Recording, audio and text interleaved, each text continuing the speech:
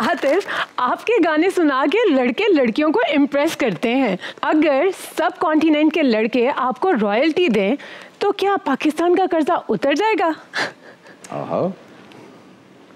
मेरा ख्याल है बहुत ज्यादा कर्जा है।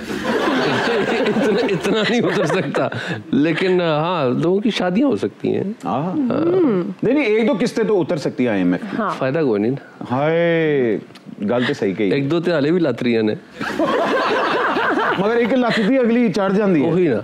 ये बताएं कि आपकी फीस बढ़ाने का क्राइटेरिया क्या है? डॉलर उत्ते जाता है या हिट गाना ऊपर जाता है? बड़ा ही मुश्किल सवाल है, पर मेरा ख्याल है जब डॉलर ऊपर जाता है तो। अच्छा, डॉलर के साथ आप भी? एग्जैक्टली। अरे वाह वाह वाह। यही इल्जाम तो ट्रांसपोर्टर पे भी लगता है, यही इल्जाम तो हमारे बैंकर पे भी लगता है, यही इल्जाम तो हमारे गोश्त वालों पे भी लगता है। डॉलर उत्ते जाते सारे दे रेट उत्ते चल जाते। आतिफ ऐसा क्यों करता है? देखो, मैं उन हड़ताल पे भी नहीं जा सकता क्योंकि मेरी बरादरी मेरा साथ नहीं देगी। ये कहेगी कि नहीं, आज आप अपनी जंग आप लड़े, आप खुद लड़े। अच्छा, ये हुआ है? होता रहेगा, ये चलता आ रहा है सदियों से और ये होता रहेगा। हमारे यहाँ तो अक्सर ये होता है कि प्राइम मिनिस्टर को भी इल्म नहीं होता कि डॉलर महंगा हो गया है। आपको पता लग जाता है या भाभी कहती हैं आतिफ उठें, डॉलर महंगा हो गया? नहीं, वो जब मुझे कहती है कि मुझे एक बर्किन चाहिए तो जब मैं उसका रेट पूछता हूँ तो पता चल जाता है कि हाँ डॉलर महंगा हो गया। आलम पना, आपको पता है बर्किन क्या होता है? क्या होता है? करशीदा छोटा भरा।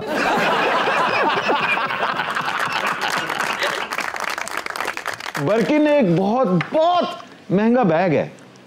वो वाला नहीं जेड़ा तुसी जुमेरात में शापर गोश्त पा के लेके जाते हो, वाला बैग नहीं है। जैसे इमरान खान साहब अपने 3.5 साल टेन्योर में असेंबली में बहुत ही कम गए थे, उसी तरह आप मीडिया में बहुत कम जाते हैं। खान साहब दी ते ताड़ी शागिर्दी तो नहीं चलती पई? मीडिया में मैं जाता हूँ, बिल्कुल जाता हूँ, फैंस के साथ तो इंटरेक्शन करता हूँ, लेकिन बस मुझे ये लगता है कि बार बार दिखना जो है वो ज्यादा मुनासिब नहीं होता या ठीक नहीं होता। बार बार अल्लाह रहम करे। जी बादशाह सलामत, बैठे बैठे आपकी दर्द हमें महसूस हुई है। आतिफ, आपकी दिली ख्वाहिश थी कि आप खाना काबा में अजान देते, क्या ये ख्वाहिश पूरी हुई? अभी तक तो नहीं हुई, लेकिन मैं बड़ा पुरुमीद हूँ कि इंशाल्लाह एक ना एक दिन ज़रूर होगी। और जितना भी मैं गुनाहगार इंसान हूँ, मुझे लगता है कि एक ना एक दिन सुनी जाएगी। आपसे पहले मेहदी हसन साहब और साबरी बरादरान को ये सादत नसीब हुई।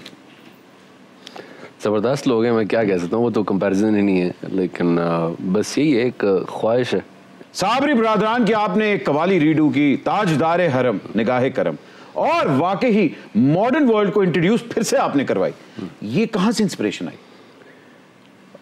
वालिद साहब स्कूल छोड़ने से पहले लगा दिया करते थे PTV पे, तो हमें नहीं उस वक्त समझ आती थी बिकॉज वी वर किड्स। तो बस कह लें कि बंदे ने क्या करना होता है, ऐसा लगा कि जैसे किसी ने हाथ पकड़ा और कहा कि हाँ ये पढ़े, तो वो पढ़ दी। और वो बड़ा सादतमंद हूँ कि मतलब मेरे हिस्से में वो किसी तरीके से वो कलाम आ गया।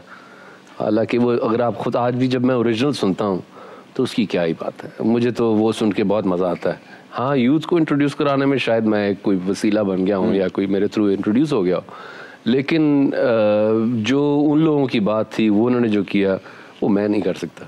क्या खूबसूरत बात की, और वाकई ही ये खूबसूरत बात एक बड़ा इंसान ही कर सकता है जो अपने बड़ों को क्रेडिट दे। अगर आप इजाजत दें, मैं आपके पास आके बैठ के अगले 2-3 सवाल करना चाहता हूँ। बेशक, मैं तो वडना।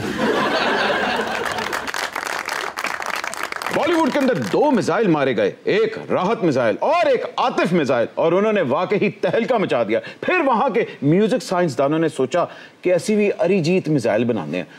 क्या ख्याल है, ये तजर्बा कितना सक्सेसफुल रहा?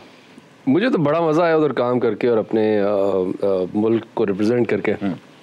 और आज भी उस चीज़ की एक्नॉलेजमेंट जो है वो कभी ना कभी ट्विटर से आ जाती है, या कोई आर्टिस्ट वहाँ के जो है वो अपने स्टेटस लगा देते हैं। जैसे अरिजीत ने तो कॉन्सर्ट में भी कहा। बिल्कुल, तो वो उसका बड़ापन है, वो ही लाइक्स माई म्यूज़िक, और कुछ गाने जो है वो सुना कि वो गाता भी है वो स्टेज पे।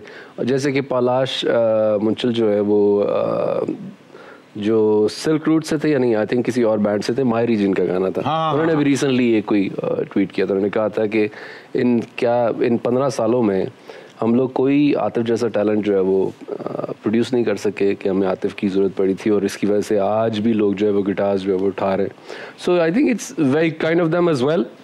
वो लोग इस चीज़ को सराहते भी हैं, इस चीज़ को अप्रिशिएट करते हैं, लेकिन मुझे नहीं लगता कि टैलेंट की जो है वो इधर कमी है या उधर कमी है. हम लोगों ने बहुत वहाँ काम किया है. अब ये और सबसे ज़्यादा काम आपने और राहत ने